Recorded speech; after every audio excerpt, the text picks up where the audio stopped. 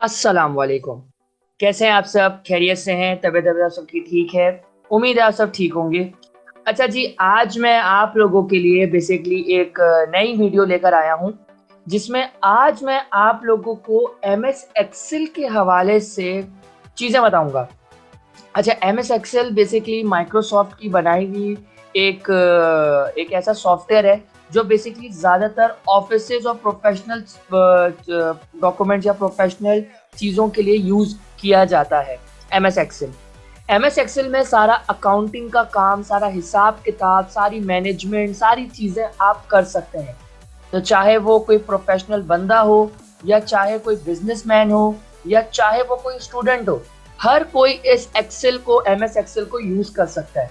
अब सवाल उठता है कि सर, स्टूडेंट एमएस एक्सेल को कैसे यूज कर सकते हैं? स्टूडेंट्स अपने टाइम टेबल के लिए, अपनी चीज़ों के लिए, अपने खुद की मैनेजमेंट के लिए, अपने डेली रूटीन बनाने के लिए एमएस एक्सेल को यूज कर सकते हैं। और एमएस एक्सेल को यूज करना बहुत अब इम्पोर्टेंट हो गया है, क्योंकि आज हर वो बच्चा, हर वो स्टूडेंट, हर वो बिजनेसमैन, हर वो बंदा जिसको बेसिकली मैनेजमेंट और सारे हिसाब किताब और सारी अकाउंटेबिलिटी पे काम करना होता है, तो वो एमएस एक्सेल को ही चूज करता है। ठीक है जी। अच्छा, एमएस एक्सेल का थोड़ा सा मैं आज आप लोगों को चीज़ें गाइड करूंगा कि एमएस एक्सेल पे आप अपनी शीट्स कैसे बना सकते हैं। एमएस एक्सेल में थोड़े बहुत आपको फार्मूला के हवाले से गाइडलाइन दूंगा कि किस तरीके से आप एक्सेल के अंदर फार्मूला लगा सकते हैं। तो एक तरीके से एक ट्यूटोरियल है आज आप लोगों के लिए, जिसमें मैं आप लोगों को बिल्कुल बेसिक से गाइडलाइन करूंगा एमएस एक्सेल के हवाले से, इंशाल्लाह ताला। ठीक है। अच्छा, coming back to our topic, अब बिना टाइम वेस्ट किए हम सबसे पहले टॉपिक की तरफ चलते हैं। और बस एक और छोटी सी चीज़ आप लोग से अर्ज करूंगा कि आप लोगों के लिए ही ये मैं प्रोफेशनल और ये पूरा कंटेंट ढूंढ कर एक वीडियो बनाता हूँ, तो कोशिश करें मेरे वीडियो को ज़्यादा से ज़्यादा लाइक करें, अपने उन दोस्तों के साथ शेयर करें जो ये सब चीज़ों के लिए हंट कर रहे हैं मार्केट में और उनको नहीं मिल रही, तो उनका भी फायदा होगा आपके साथ साथ। और कोशिश करें चैनल को ज़्यादा से ज़्यादा सब्सक्राइब करें। ये बड़ी अच्छी बात कही आप, ताकि जो मेरी नई वीडियो है उसको आप अपने साथ फॉलो अप रख सकें। ठीक है जी। तो coming back to the topic, कि आज का जो हमारा बेसिकली टॉपिक है वो एमएस एक्सेल का है और एक्सेल पे काम किस तरीके से किया जाता है, लेट मी शो यू। अच्छा जी, अब मैं आप लोगों को बताता हूँ एमएस एक्सेल का ये जो आप लोगों को फ्रंट पेज दिख रहा है, ठीक है, इसको हम लोग बेसिकली वर्क बुक कहते हैं। क्या कहते हैं? वर्क बुक कहते हैं। एक्सेल का ये वर्क बुक होता है। और ऊपर का जो आप हिस्सा देख रहे हैं, जिसमें देखिए इंसर्ट, पेज लेआउट और जो सारी मैनेजमेंट नजर आ रही है आपको, इस हिस्से को हम लोग बेसिकली रिबन कहते हैं। क्या कहते हैं? रिबन। ठीक है जी। तो ये बेसिक चीजें हमने जान ली है एमएस एक्सेल के अंदर। एमएस एक्सेल बेसिकली दो चीजों पे बेस करती है। वो दो चीजें कौन सी है? अगर वो दो चीजें आपको आ जाती हैं तो समझ जाएं आपको नॉलेज आ गई है एक्सेल के बारे में। क्या कर रहे हैं यार तू? तो मजाक है क्या? क्योंकि अगर वो दो चीजें आपको समझ में आ गई तो आप फॉर्मूला, चीजें वगैरह हर चीज इजीली तरीके से कर सकते हैं। और वो चीज क्या है? एक्सेल दो चीजों पे कंसिस्ट करती है, एंड दैट इज कि सबसे पहले तो आता है आपके पास रॉ के बाद आती है आपके पास कॉलम। ठीक है। रॉज एंड कॉलम्स में हमारे पास बेस करता है एक्सेल। अब रॉज एंड कॉलम्स किस तरह? जैसे कि रॉज आप देखें तो 1 2 3 4 5 6 नंबर्स हैं, एंड अगर वही बात करूं कॉलम्स की तो ABCD अल्फाबेट्स है। सही है। अब अगर मिसाल के तौर पे इस एक्सेल के अंदर मैं कोई भी नंबर लिखता हूं, जैसे कि मिसाल के तौर पे आप ये छोटे छोटे बॉक्सेस देख रहे हैं, इन बॉक्सेस को हम लोग बेसिकली फील्ड्स कहते हैं। फील्ड्स कह लें या सेल्स कह लें, वो डिपेंड आप लोगों के ऊपर करते हैं। ये छोटे छोटे बॉक्सेस नजर आ रहे हैं, उसी में हम अपना टेबल बनाते हैं। ठीक है। एक्सेल के अंदर टेबल्स बनती हैं और इनवॉइसेस बना सकते हैं आप। वो डिपेंड करता है आपके ऊपर कि आप क्या बनाना चाह रहे हैं। ठीक है। अब जैसे मिसाल के तौर पे मैं एक बॉक्स के अंदर यहाँ लिख देता हूँ 78। ठीक है।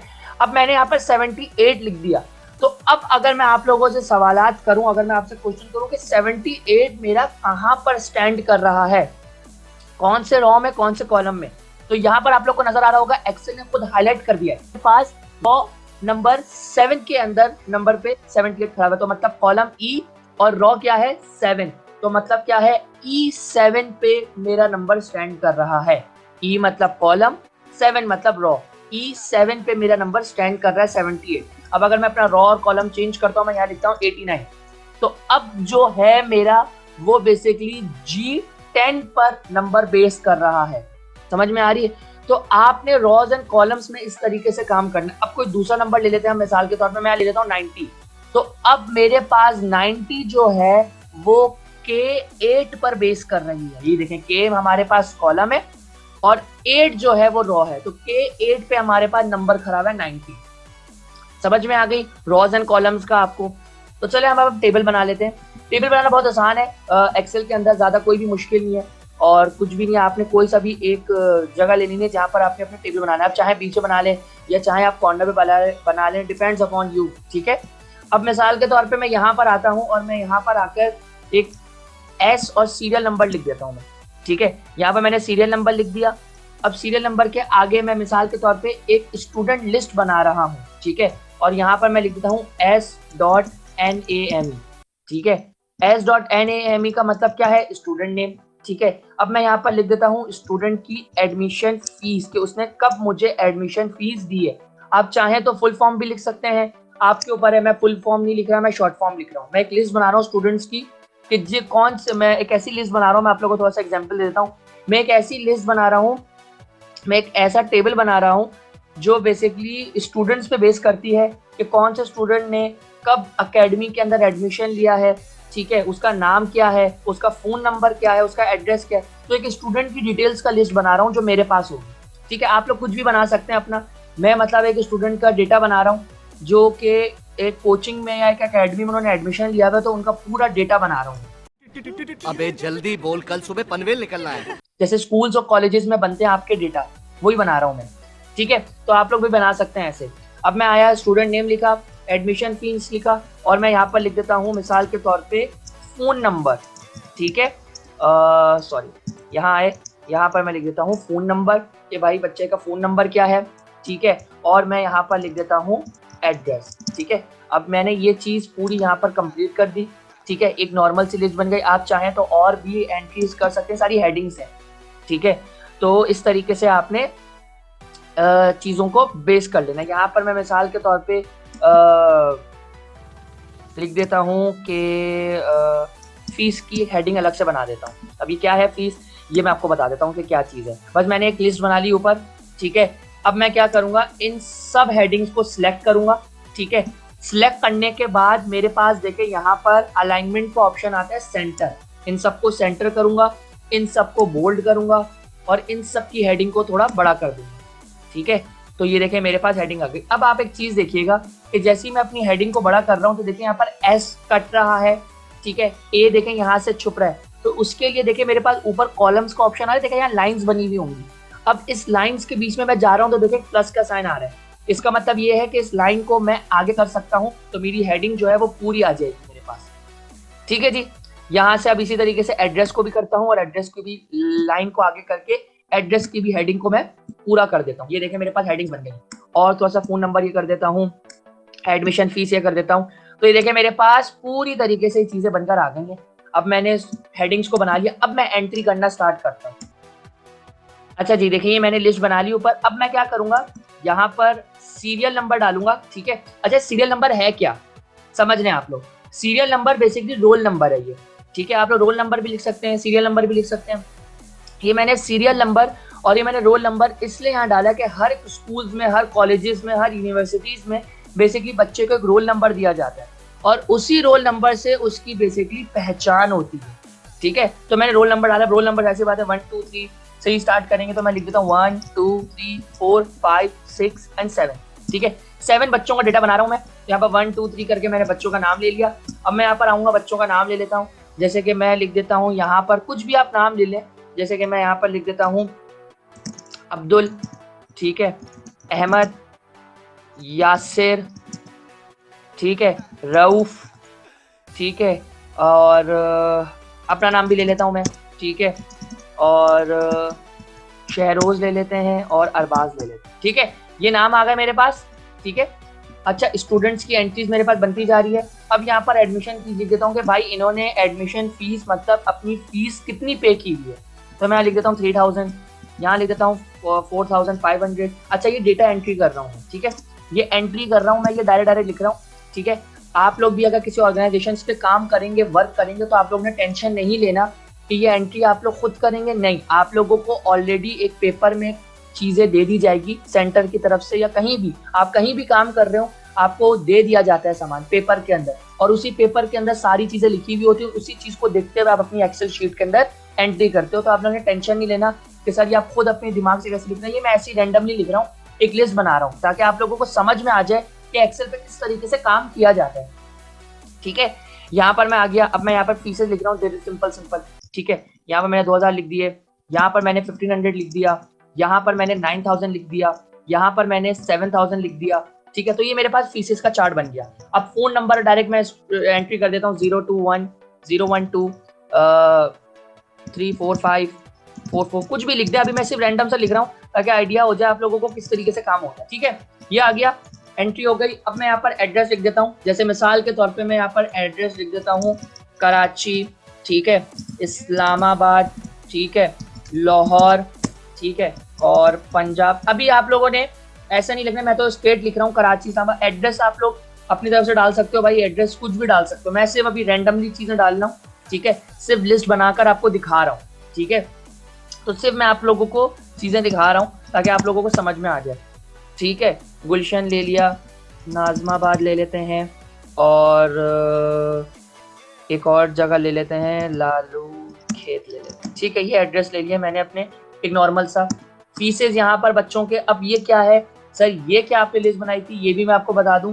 देखो, सब करने के बाद फीस का मतलब ये है कि कौन से बच्चे की फीस अभी पेंडिंग रहती है और कौन से बच्चों की फीस अभी पेंडिंग नहीं है, कौन से बच्चों की फीस रहती है और कौन से बच्चों की फीस नहीं रहती।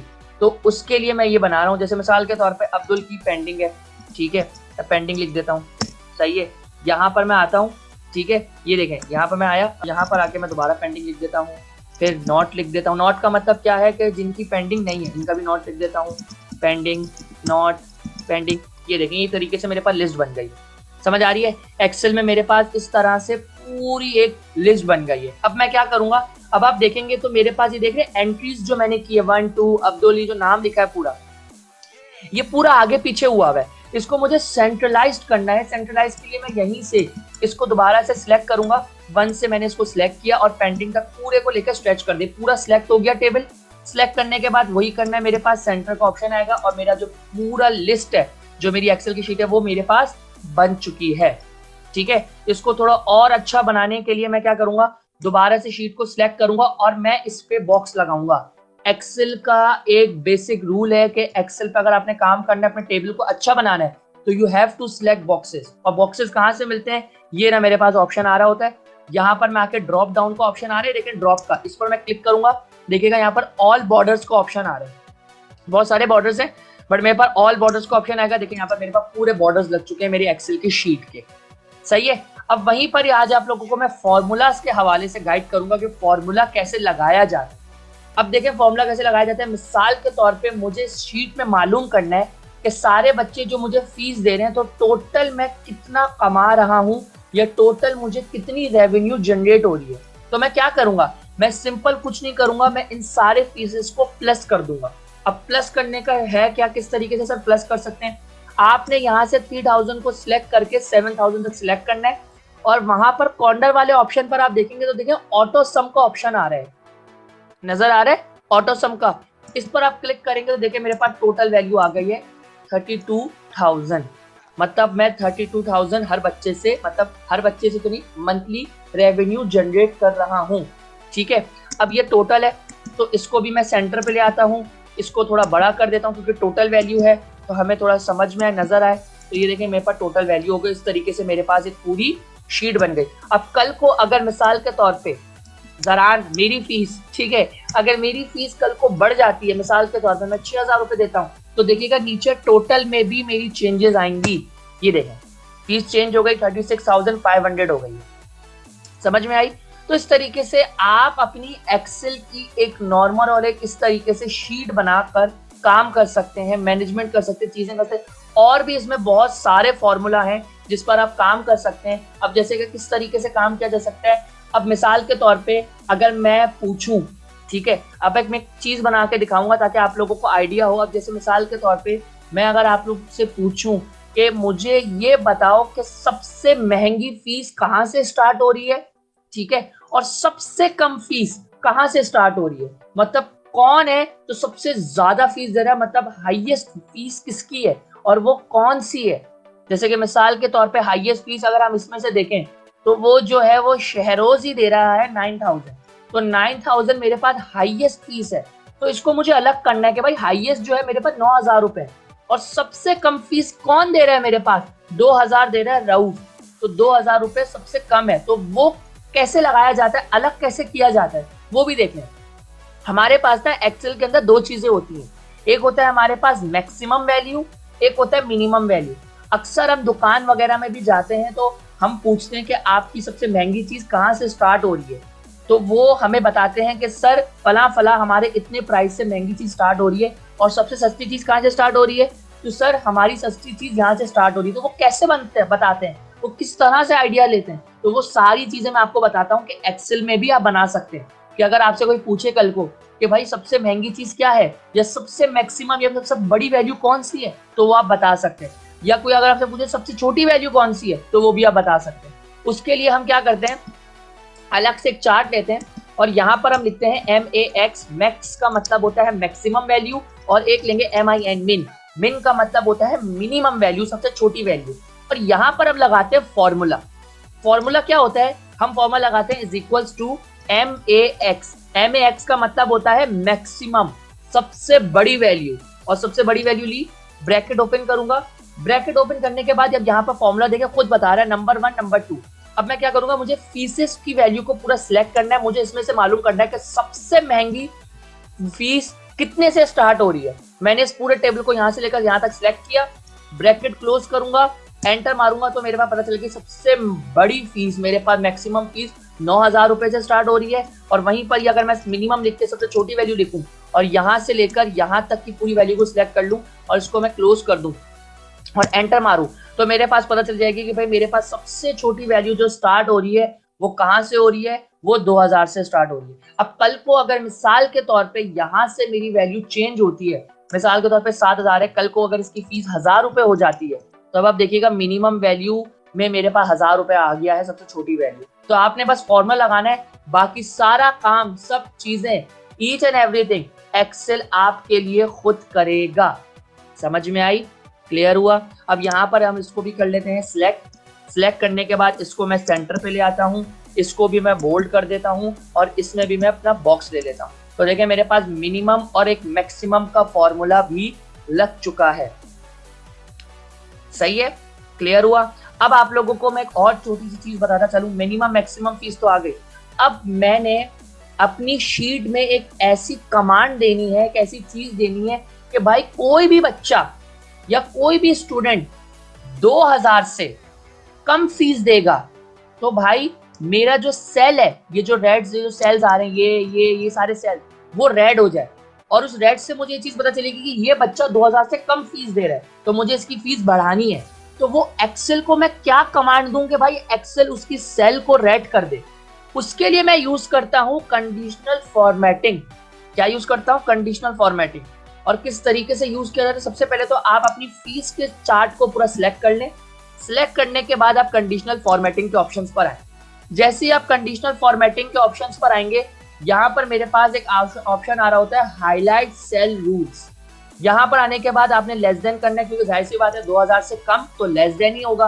तो लेस देन के ऑप्शन पर क्लिक करूंगा। अब यहाँ पर आकर मुझे अपनी एक्सेल की शीट को ये कमांड देनी है कि भाई कोई भी स्टूडेंट, यहाँ पर आके आपने सिंपल लिखना है कि कोई भी स्टूडेंट 2000 से कम फीस देगा, उसका सेल रेड हो जाएगा। जैसे कि अरबाज का सेल रेड हो गया 1000, मतलब ये 2000 से कम फीस दे रहा है। मतलब मैंने अपनी शीट में ये रखना है कि भाई 2000 तक तो फीस होनी चाहिए, या 2000 से ऊपर हो तो बहुत अच्छी बात है, लेकिन 2000 से कम होगी तो वो रेड है, मतलब बहुत कम फीस दे रहा है ये। समझ में आई। अब जैसे मैंने इसको यहाँ ये किया, ओके करूंगा, अब इसमें पूरा फॉर्मूला लग गया है। कल को अगर यासिर की फीस 900 रुपए हो गई तो देखें ये 2000 से कम है, तो ये रेड हो गई। समझ में आ रही है, क्लियर हो रहा है। तो ये सारी चीजें हमारे पास एक्सेल के अंदर लगती हैं। अब आपसे एक और छोटी सी चीज मैं कंडीशनल फॉर्मेटिंग में बताता चलूं। अब जो बच्चा 2000 से ऊपर फीस दे रहा है, जैसे कि कोई 2500 दे रहा है, कोई 3000 दे रहा है, तो मैं चाहता हूं कि मेरा जो सेल है वो ग्रीन हो जाए। अब ये कैसे कर सकते हैं? इसके लिए भी बहुत आसान है, कुछ टेंशन वाली बात नहीं है। आपने दोबारा से अपने सेल को सिलेक्ट करना है। सिलेक्ट करने के बाद आप कंडीशनल फॉर्मेटिंग पे दोबारा जाएंगे। कंडीशनल फॉर्मेटिंग पे दोबारा जाने के बाद हाईलाइट सेल रूल्स के ऑप्शंस पे जाएंगे। ग्रेटर देन का ऑप्शन नजर आ रहा है क्योंकि 2000 से ऊपर है। ग्रेटर देन के ऑप्शन पे क्लिक करेंगे और यहाँ पर आप आके लिखेंगे कि जो भी बच्चा 2000 से ऊपर दे रहा है, ठीक है, उसके सेल का जो कलर है वो ग्रीन हो जाए। लेकिन यहाँ रेड हो रहा है। अब यहाँ पर रेड को ग्रीन करना है तो देखिए यहाँ पर एक ऑप्शन आ रहा है लाइट रेड। इसके ऑप्शन में मैं क्लिक करूंगा और यहाँ पर ग्रीन फिल का ऑप्शन आ रहा है, इस पर मैं क्लिक कर दूंगा। जैसे इस ऑप्शन पे क्लिक करूंगा, ओके के ऑप्शन पे क्लिक कर दूंगा। अब आप देखें 2000 से ऊपर जितनी भी फीसेस थी वो मेरे पास ग्रीन हो चुकी है और 2000 से नीचे जितनी भी फीसेस थी मेरे पास वो रेड हो गई हैं। अब आप भी अपने कंडीशनल फॉर्मेटिंग से अपनी शीट को इस तरीके से बना सकते हैं, काम कर सकते हैं, वर्क कर सकते हैं आप लोग। ठीक है जी। तो यहाँ पर आकर हमारा जो टॉपिक है, जो हमारा वीडियो का मेन पर्सपेक्टिव था, वो हो जाता है खत्म। इंशाल्लाह ताला आप लोगों के लिए मैं MS एक्सेल की दोबारा से कुछ दिनों के बाद नई वीडियो लेकर आऊंगा जिसमें मैं आप लोगों को MS एक्सेल के बारे में एडवांस चीज़ें बताऊंगा। अगर किसी को शौक है तो वो मुझसे कांटेक्ट कर सकते हैं। जैसे कि मैंने आप लोगों को अपना व्हाट्सएप नंबर दिया था, मैं दोबारा दे दूंगा आप लोग को, मेरा नंबर आ रहा होगा नीचे। तो आप लोग मुझसे कांटेक्ट करके एडवांस आप लोग एक्सेल को सीख सकते हैं। मैं आप लोगों को वीडियो भी मैं इंशाल्लाह ताला अपलोड कर दूंगा क्योंकि अभी मेरे पास ज़्यादातर रिक्वेस्ट आ रही हैं बच्चों की कि सर आप हमें वेबसाइट डेवलपमेंट का स्टार्ट करवाएं। कुछ बच्चे कह रहे हैं सर गेमिंग का स्टार्ट करवाएं, कुछ बच्चे कह रहे हैं सर हमें लोगो बनाना सिखाएं। तो आहिस्ता आहिस्ता हर चीज़ को मैं सीक्वेंस वाइज लेकर चलूंगा। लेकिन जो जो चीज़ें मैं आप लोग को बताता चलूँ, आप लोग इसके ऊपर लाजमी वर्किंग अपना करते रहिएगा। जितनी ज़्यादा चीज़ें सीखेंगे उतना ज़्यादा आप लोगों की ही वर्क बनेगी। ठीक है जी। तो आज का टॉपिक हम यहीं पर ही अपना क्लोज करते हैं। अपना आप लोग खूब सारा ख्याल रखिएगा। इंशाल्लाह ताला आप लोगों से नेक्स्ट वीडियो में मुलाकात होगी। आपका अपना दोस्त, आपका अपना टीचर ज़रान अशरफ। अल्लाह हाफिज। आपके सामने एक बड़ा सा रेड बटन है। हाँ